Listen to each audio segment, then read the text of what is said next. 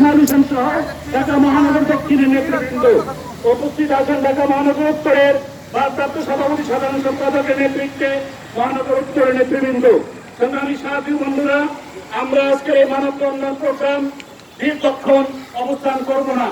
সংক্ষিপ্ত আকারে আমাদের কেন্দ্রীয় নেতৃবৃন্দ কিছু বক্তব্য রাখবেন, তারপরে সমাপনী বক্তব্য দিয়ে আমরা আজকের এই অনুষ্ঠান শেষ করব। এখন বক্তব্য রাখবে বঙ্গবন্ধু সৈনিক লীগ কেন্দ্রীয় কার্যনির্বাহী কমিটির সংগ্রামী সভাপতি, বাংলাদেশ আওয়ামী লীগের সমাজ কল্যাণ কমিটির সংগ্রামী সদস্য জনাব ডক্টর আমিনুল ইসলাম মাতব্বর। বঙ্গবন্ধু সৈনিক লীগের উদ্যোগে আজকের এই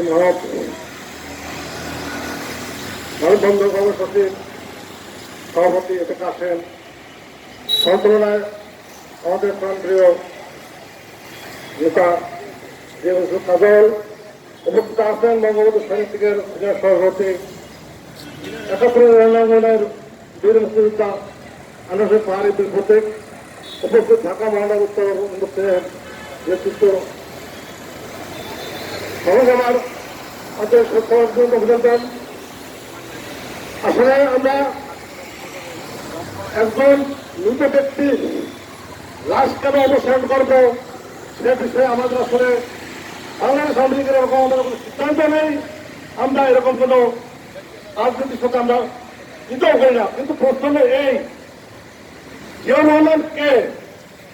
যে জিয়াউর রহমান তার জন্ম থেকে শুরু করে মৃত্যু এবং এ পর্যন্ত সকল কাজকর্ম যেহেতু সকল স্বতন্ত্রের মধ্য দিয়ে এগিয়ে যাচ্ছে, সেখানে আমাদের কিন্তু দাবি আজকে জড়ো হয়ে গেছে। আপনারা জানেন জিয়াউর রহমানকে তার বাবা পাকিস্তানের মাইগ্রেট করা একজন নাগরিক, তার ছেলে জিয়াউর রহমান সেনাবাহিনীতে সেই পাকিস্তানি নাগরিক হিসেবে চাকরি দেন। ৭১ চট্টগ্রামে পাকিস্তানের অস্ত্র খাস করার দায়িত্ব ছিল জিয়াউর রহমানের।